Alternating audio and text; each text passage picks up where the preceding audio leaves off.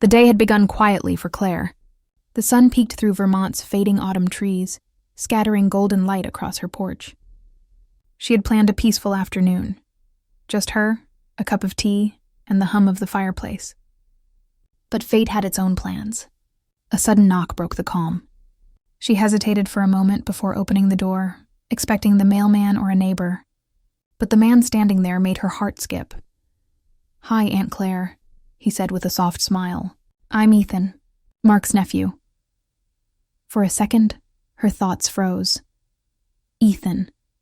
She remembered him as the shy 16-year-old who used to come around during summers, always quiet but curious, following Mark like a shadow. But now, years later, that boy was gone. Before her stood a young man, tall, confident, eyes kind, yet carrying something deep, something she couldn't quite name.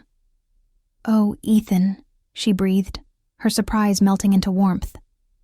"You've changed so much." "Guess it's been a while," he said with a small laugh. "Uncle Mark said it'd be okay if I stayed here for a few days. I just moved for a new job nearby." "Of course it's okay," Claire replied quickly, stepping aside. Come in, come in.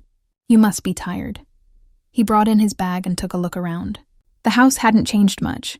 Same cozy living room, same framed photos, same faint smell of coffee and cinnamon.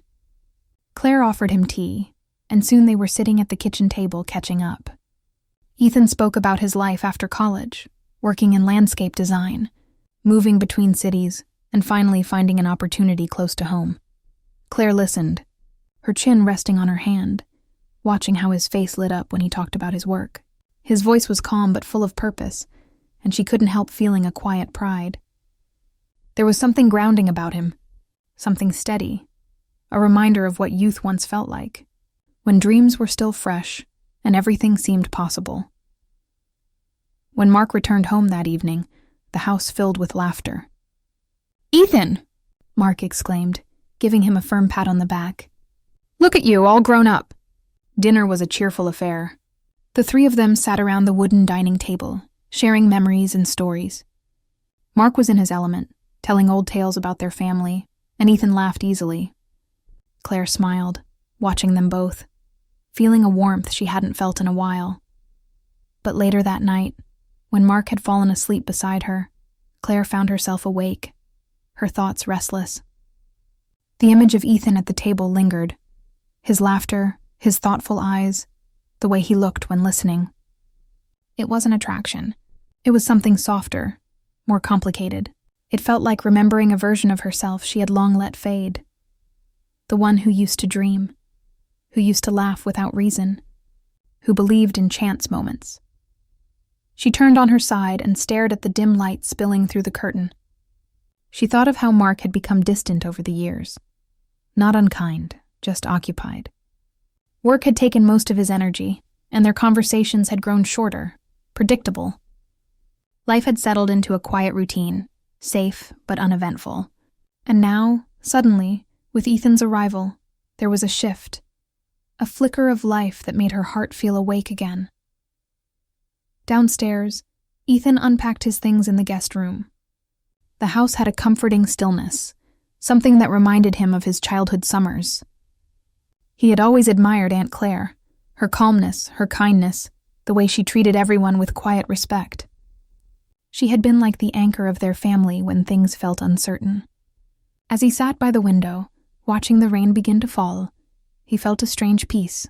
It was as if being here again had brought something back he didn't know he had lost. The next morning, Claire woke early and found Ethan already in the kitchen, making coffee. "Good morning," he greeted her, his voice warm and casual. She smiled. "You're up early. Mark usually sleeps in on weekends," he chuckled. "Old habits. I'm used to early starts for work." They talked about small things. Vermont's changing weather, her garden, his new office. The conversation flowed easily, unforced. For Claire, it felt refreshing, almost like breathing after holding her breath too long. When Mark joined them later, the easy rhythm shifted back to normal. But Claire noticed how the atmosphere of the house had changed. Lighter, somehow more alive. Over the next couple of days, Ethan helped her with small things around the house. He fixed a squeaky door, trimmed the backyard shrubs, even carried in firewood before Mark got home. Claire protested, saying he didn't need to, but he only smiled. "I like keeping busy," he said. Watching him move through the yard, sleeves rolled up, sunlight catching his face, Claire felt that familiar pull, not of romance, but of nostalgia. He reminded her of youth itself, of the simplicity and confidence she once admired in people who still had their whole lives ahead of them. That evening, they all had dinner together again. But when Mark got a work call and stepped out, the table fell quiet. For a while, neither spoke. Then Ethan looked up and said softly, "You know, Aunt Claire, you always made this house feel like home. Even when I was a kid, I remembered the smell of your cooking, the sound of the rain outside, everything. It always felt safe here." His words caught her off guard. She smiled, but there was a weight in her chest. "That's sweet of you to say, Ethan. I'm glad you remember it that way." "I do," he said quietly. "I guess I needed that again." There was something in his tone. Something sincere, maybe even a little lonely. Claire wanted to ask what he meant, but before she could, Mark came back, laughing over his phone, and the moment slipped away. That night, Claire stood by the window in her room, watching the faint lights from the guest room below. It had been years since she'd felt this strange mixture of warmth and confusion. Ethan's presence had stirred something quiet inside her. Not a forbidden feeling, but a reminder of life's unexpected tenderness. She took a deep breath and whispered, almost to herself, "It's just memories, Claire. Don't read too much into it." But as she turned off the light, she knew something was shifting. Not in the way she saw Ethan, but in the way she saw herself. And downstairs, Ethan lay awake too, staring at the ceiling, thinking about how life sometimes brings people together again, not by coincidence, but by quiet design. Neither of them could guess that this brief visit, born of chance, would soon uncover truths that had long been waiting beneath the surface. The next morning, the air felt heavier than usual. Vermont's sunlight streamed through the curtains, painting soft gold across the wooden floor. Claire moved around the kitchen, preparing breakfast as she always did: eggs, toast, and coffee. But this morning felt different. She wasn't sure if it was because of Ethan's presence, or because she had spent half the night thinking about how quickly time passes. When Ethan came downstairs, his hair still damp from a shower, he smiled. "Good morning, Aunt Claire." "Good morning," she replied, her voice calm but soft. "I made you coffee. Strong, just like Mark's." He laughed. "That's perfect. I think I'll need it today." Mark was already dressed for work, his laptop bag slung over his shoulder. "I've got to head to the office early," he said. "A meeting got moved up. Ethan, you'll keep Claire company, right?" "Of course," Ethan said easily. When the door closed behind Mark, the house felt strangely quiet again. Claire noticed it right away, the kind of silence that invites conversation, or sometimes reflection. She sat at the table, sipping her coffee, while Ethan leaned against the counter, looking out at the backyard. "This place hasn't changed much," he said. "I still remember helping you plant those flowers near the fence." She smiled faintly. "And you ruined half of them by watering too much." He chuckled. "Yeah, that sounds about right." They laughed together, and the sound filled the kitchen with warmth. But under that laughter, something gentle stirred. Not tension, but a sense of closeness that neither of them expected. After breakfast, Claire went to water her plants while Ethan offered to help. They worked side by side, pulling weeds and trimming branches. The autumn breeze brushed their faces, carrying the earthy scent of fallen leaves. Claire noticed how easily Ethan worked, how careful he was, how his eyes softened when he looked at her garden. "Do you ever get lonely out here?" he asked suddenly. She paused, surprised by the question. "Lonely? Yeah, it's so quiet, peaceful, but quiet." Claire looked down at the flowers. "Sometimes, but I've learned to like the quiet. It keeps me calm." He nodded, but she caught something in his eyes, a look that said he understood too well what loneliness felt like. They finished the garden work by noon. Claire offered to make lunch, but Ethan insisted on taking her out instead. "You've been feeding me since I got here. Let me return the favor," he said with a grin. She hesitated. "Oh, Ethan, you don't have to." "I want to," he said simply. So, she agreed. They drove to a small diner near the lake, a quiet place with wooden booths and soft jazz playing in the background. The waitress greeted Claire by name, and Ethan smiled at how easily she fit into every place she went. They ordered sandwiches and talked about everything: work, music, places they wanted to see. Claire found herself laughing more than she had in months. Ethan listened intently, not interrupting, not checking his phone, just being present. When they finished eating, they walked by the lake. The air was crisp and the water shimmered in the sunlight. Ducks floated near the shore, and children played in the distance. "Life feels slower here," Ethan said quietly, "like it's okay to breathe." "That's why I never left," Claire replied. "When Mark got busy with work, I stayed close to what mattered."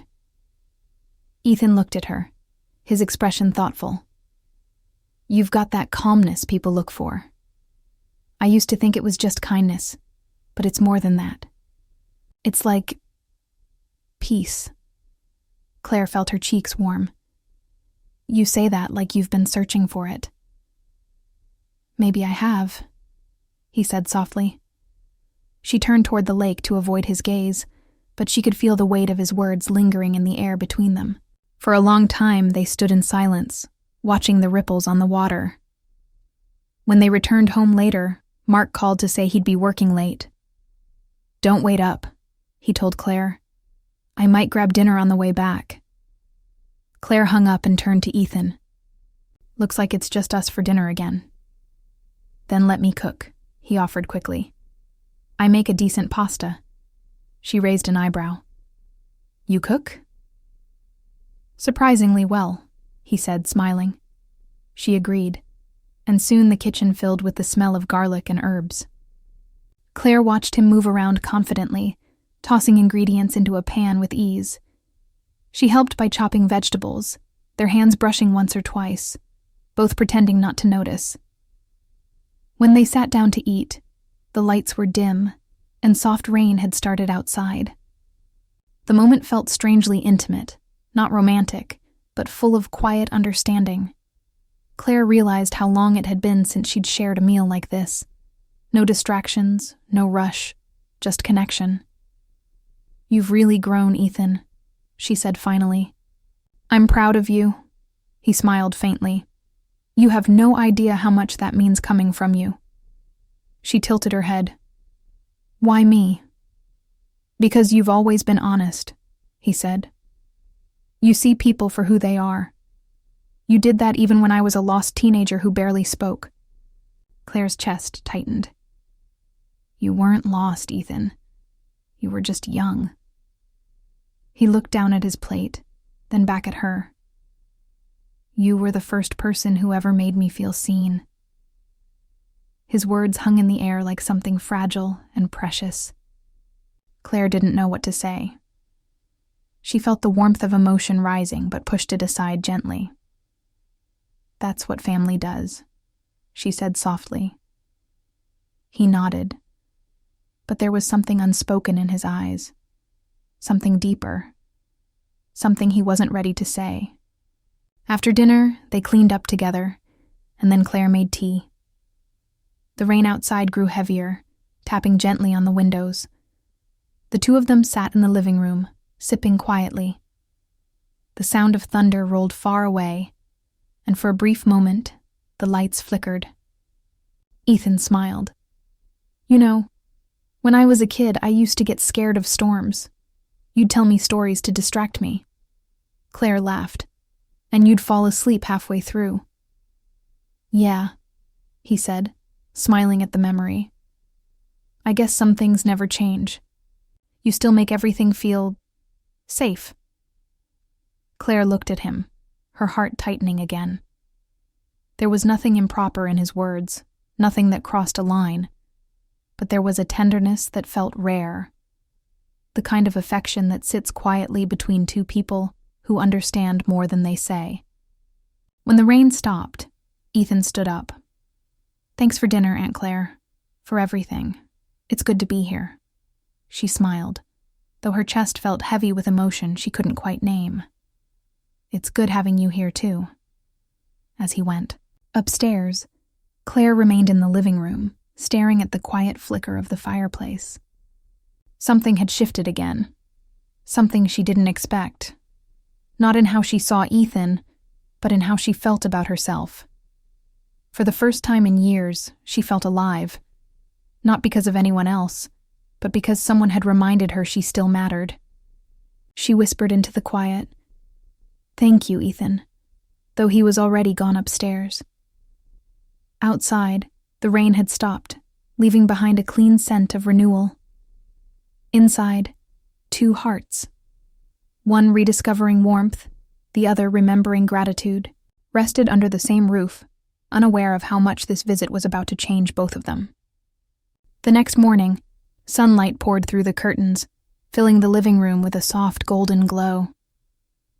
Claire was setting the table when she heard the front door open. Ethan walked in, holding 2 coffees and a paper bag. "Peace offering," he said, smiling. "I woke up early and found a bakery in town." She smiled back. "That's sweet of you. You didn't have to." "I wanted to," he replied. "You've been spoiling me since I got here." They sat together, eating croissants and sipping coffee. It felt easy, warm, almost like they'd known each other their whole lives. The kind of comfort that didn't need to be explained. As the morning went on, Claire suggested they go through the old attic boxes. "You might find some of your uncle's childhood things up there," she said. Ethan agreed, curious. Together, they climbed the narrow steps to the attic, where dust floated in the light like tiny snowflakes. Boxes were stacked everywhere, some labeled marked school stuff, and others with old family names. They began, opening them one by one. Old yearbooks, Christmas ornaments, photo albums. Ethan picked up a photo frame, wiped off the dust, and smiled. "Wow, look at you two. You and Uncle Mark looked so young here." Claire leaned closer. It was their wedding photo. She looked at the younger version of herself, bright-eyed, full of hope, and felt a mix of warmth and sadness. "That was a long time ago," she said softly. Ethan looked at her, studying the expression on her face. "You miss those days?" She paused before answering. "I miss the simplicity of it. Before work, routine, and distance became normal." He didn't press further, but his gaze lingered, gentle and understanding. They continued sorting until Ethan found another album, one from years before Claire met Mark. He flipped through it, laughing softly. "You were really into painting, weren't you?" Claire smiled. "Yes. I used to think I'd make a living out of it. But life had other plans." He studied one of her old paintings, a field of golden grass under a violet sky. "You still have that spark," he said. "I can see it in your eyes." His words made her heart tighten unexpectedly. It wasn't flirtation. It was sincerity. The kind of kindness that touches a place you didn't know still existed. After a few moments of silence, Claire said, "Let's put these away before we both get too sentimental." She smiled, but her voice carried a tremor. As they walked downstairs, Ethan said quietly, "I think it's beautiful, the way you've built a life that still has traces of who you were. Most people lose that." That evening, Mark called to say he wouldn't be home for dinner. "Big deal came up," he said quickly. "Don't wait for me." Claire hung up, staring at the phone for a long moment. She wasn't angry, just numb. This wasn't new. Ethan noticed her silence. "Work again?" She nodded, forcing a small smile. "Yes, it's fine. Maybe we should go out," Ethan suggested. "You've been cooking every night since I came. Let me take you somewhere. My treat." At first, she hesitated, but then she agreed. All right. Somewhere simple. They drove into town and found a cozy restaurant by the river. The place had soft lights and quiet music, the kind of place where conversation flowed easily. They sat near the window, watching the water shimmer under the moonlight. Claire ordered salmon. Ethan got pasta. They talked about small things, art, travel, movies. But there was something deeper under their words, something neither dared to name. At one point, Ethan said softly, "You know, I used to visit this house when I was a kid. You always made me feel like it was home. I didn't understand it then, but now I do." "What do you mean?" she asked, her voice quiet. "You made things feel safe," he said. "Even now it feels that way." Claire looked at him for a long moment, unsure what to say. There was nothing inappropriate in his words, just truth. But that truth carried warmth, and that warmth scared her a little. After dinner, they walked along the riverbank. The air was cool, the night alive with the sound of crickets. Ethan walked beside her in silence until he said, "You seem lonely sometimes." Claire stopped walking. "I'm not lonely," she said, though her voice lacked conviction. He looked at her, eyes soft but steady. "Maybe not lonely, just forgotten." The words hit harder than she expected. She turned away, staring at the reflection of streetlights on the water. "You shouldn't say things like that," she whispered. "I didn't mean to hurt you," he said quickly. I see things." She nodded, still looking at the water. "You remind me of someone I used to be," she said. When they returned home, the house felt quieter than usual. Ethan thanked her for the evening, and Claire wished him good night. But neither could sleep. Claire sat by the window in her room, staring out at the moonlit yard, her heart full of confusion. Ethan, in his room, lay awake replaying their conversation. He didn't understand what he was feeling. It wasn't wrong, but it was deep. In that silence, both of them realized something had changed. Neither could explain it, and neither would ever try to. But the air between them now carried something fragile, a shared understanding that felt too close to cross, yet too powerful to ignore. When morning came, they both pretended nothing was different. But when their eyes met over breakfast, the quiet said everything their words could not. And somewhere deep inside, Claire's heart remembered something. Not love, not desire, but the ache of being seen after years of feeling invisible. The next few days passed quietly, but nothing felt the same. Claire tried to keep herself busy, cooking, watering plants, reading by the fireplace, but every small moment reminded her of Ethan's presence in the house. He moved through the space with a gentleness that unsettled her, not because it was wrong, but because it felt like something she had longed for without realizing it. One morning, Mark finally came home after nearly a week away. His energy was brisk, distracted, his phone glued to his ear even during breakfast. Claire smiled politely, updating him about the house, about Ethan helping with repairs, but he barely listened. Ethan, sitting across the table, watched quietly. He didn't say much either, but his silence spoke volumes. Later that day, Mark mentioned casually that Ethan would be leaving soon. "He's got a job offer in Seattle," he said. "Something about a startup company." Claire looked up, startled. "You're leaving?" she asked, turning to Ethan. He nodded lightly. "Yeah, I wasn't sure when to bring it up." She forced a small smile. "That's wonderful, Ethan. You'll do great things there." But deep down, something tightened in her chest. She didn't want him to leave, not because of anything romantic, but because his presence had reminded her of warmth, laughter, and life that had slowly faded from her home. That evening, Mark left again for a business dinner, and the house returned to silence.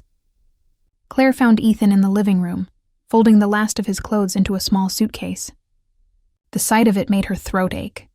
"So Seattle?" she said softly. "Yeah," he replied, not looking up. "It's a big opportunity, but honestly, it doesn't feel as exciting as I thought it would." She stepped closer. "Why not?" He finally looked at her, his expression open and sincere.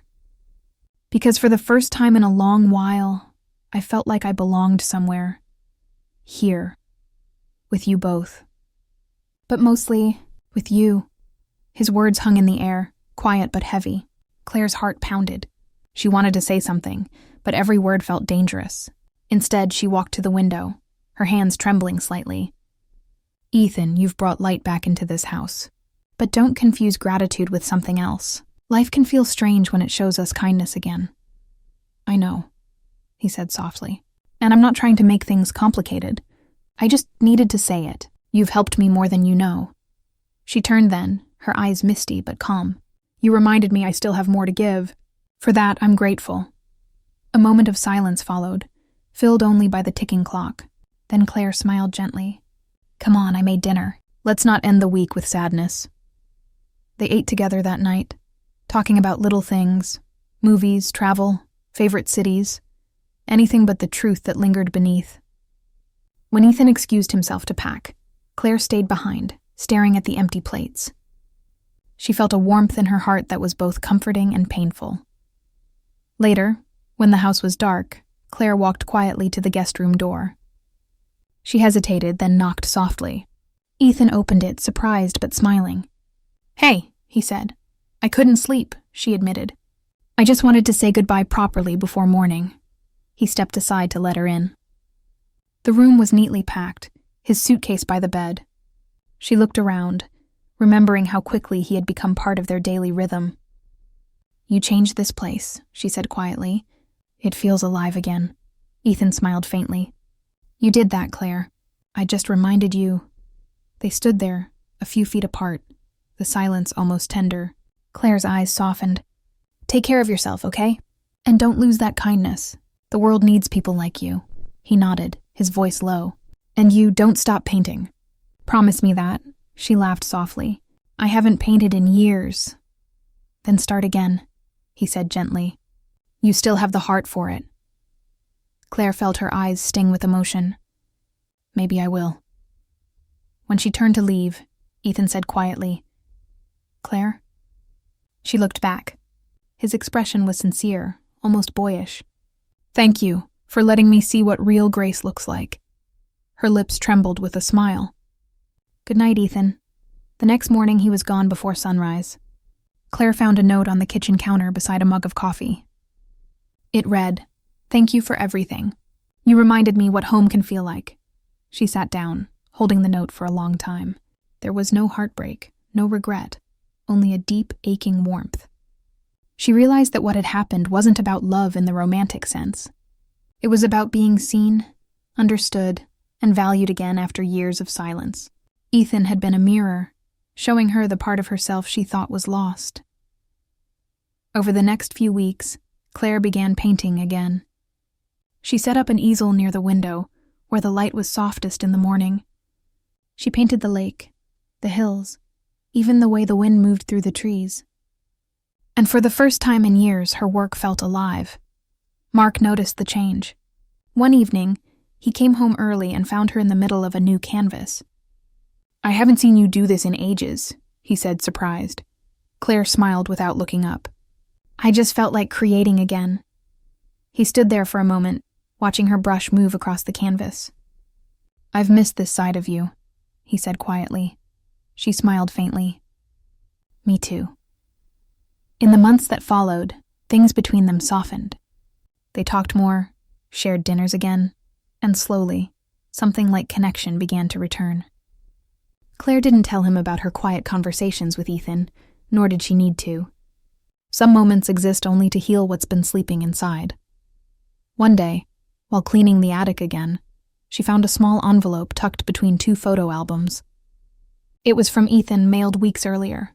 Inside was a photo of a sunrise over the Seattle skyline and a short message. "You were right. Life shows kindness when we least expect it. Keep painting." Claire smiled, tears filling her eyes. She pinned the photo beside her easel, where the morning sun could touch it. Every day after that, she looked at it before she began painting. It reminded her not of loss, but of renewal. Sometimes she thought of that week when the house had felt alive again. Of laughter in the kitchen, quiet talks under soft light, and the gentle reminder that hearts don't just age, they remember. Ethan became part of her story not as a forbidden memory, but as a turning point, proof that connection, in its purest form, can change everything without crossing a line. And as the seasons turned, Claire's paintings began to sell. Her art found new life, and so did she. In the end, it wasn't about Ethan leaving. It was about what he left behind. A spark, a truth, a quiet promise that even when life feels settled and dull, something beautiful can still find its way back into your heart. And every morning, as the light touched her window, Claire whispered to herself, "Some people don't stay forever. They just remind you how to begin again,